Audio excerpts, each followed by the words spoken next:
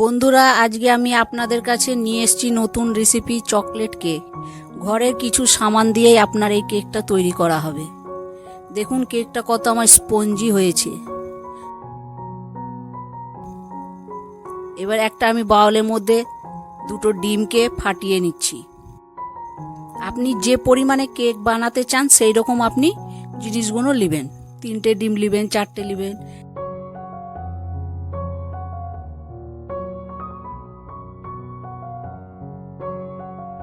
এবার এর মধ্যে আমি হাফ কাপ চিনি দিয়ে দিচ্ছি।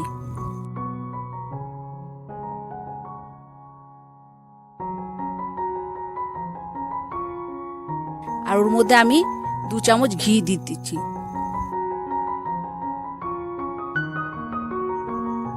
দেখুন ঘিটা দেওয়ার পর আমি এবার ওই 3টে জিনিসকে একসাথে আমি দেখুন ফেটিয়ে নেব। যতক্ষণ না চিনিটা আমার গলে যাচ্ছে ততক্ষণ অবধি আমি এটা করে যাব।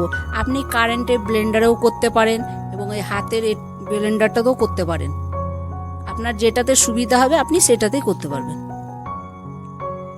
দেখুন আমি চিনিটাকে একদম পুরোপুরি, আর আপনি যখনই ঘুলবেন তখন একই পজিশনে ঘুলবেন।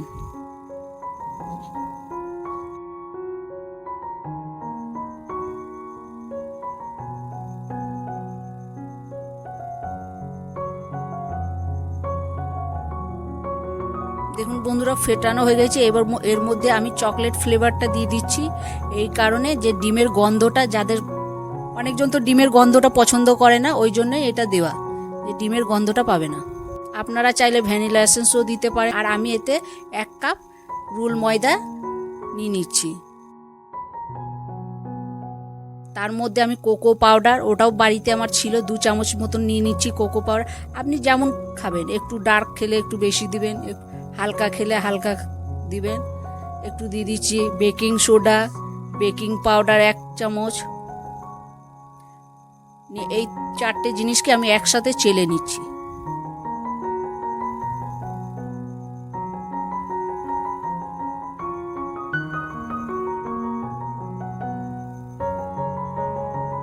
এই কেকটা কিন্তু আমি ওভেনে বানাবো না, আপনাদেরকে গ্যাসের চুলোতেই বানিয়ে দেখাবো। এবার এই সব মিশ্রণটাকে আমি একসাথে নিয়ে আমি মিশিয়ে নিচ্ছি। দেখুন এইভাবে ধীরে ধীরে ধীরে ধীরে আপনি মিশিয়ে নেবেন। দেখুন কালারটা কত সুন্দর এসছে চকলেটের।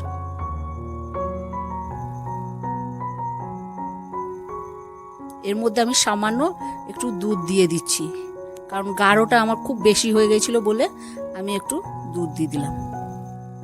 আবার ভালো করে ওই একই পজিশনে আমি ঘুরিয়ে যাচ্ছি।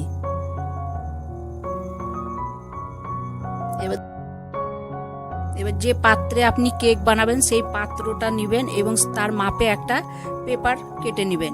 সেই পেপারের মধ্যে আপনি সাদা তেল বা ঘি ভালো করে মাখিয়ে নেবেন, যেন কেকটা চিটিয়ে না যায়। দেখুন আমি কিভাবে মাখাচ্ছি, ওইভাবে মাখিয়ে দেবেন।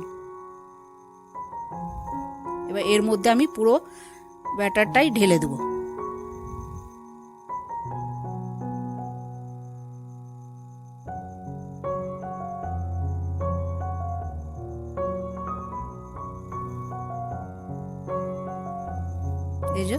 এই ব্যাটারটা ঢালার পর আমি একটু ওইটাকে চেপে চেপে একটু ঠুকে নেব, কারণ যেতে ভেতরে যতগুলো পাল্পস আছে সেইগুলো সব বেরিয়ে যাবে। ওর ভেতরে হাওয়া ঢুকে থাকলে তাহলে আমার কেকটা হবে না। এবার দেখুন ওভেনের মধ্যে আমি একটা কড়াই চাপিয়েছি, তার মধ্যে একটা স্ট্যান্ড নিয়েছি, তার উপর আমি এই কেকের বাটিটা চাপিয়ে দিলাম। এবার আমি ঢাকা দিয়ে দেবো আর আপনাদেরকে আমি দেখাবো যে কেমন কেকটা হয়েছে। 35 মিনিট অবধি আমি রাখবো। তারপর দেখুন 35 মিনিট পর আমি ফিরে এলাম। এবার আপনাদেরকে একটা কাঠি ঢুকিয়ে দেখাচ্ছি যে কেকটা কেমন হয়েছে। আবার কেকটা যদি না হয়ে থাকে তাহলে কাঠির মধ্যে কেকের ভেতরটা লেগে থাকবে, চিপচিপ করবে। আর যদি কেকটা হয়ে যায় একদম দেখুন সুন্দরভাবে কাঠিটা উঠে যাবে।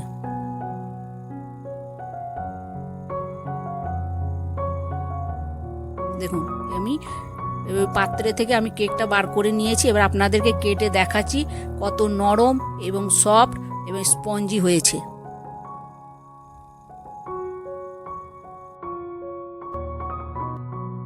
আমার যদি কেকের রেসিপিটা আপনাদেরকে ভালো লেগেছে তো বন্ধুরা লাইক সাবস্ক্রাইব করবেন।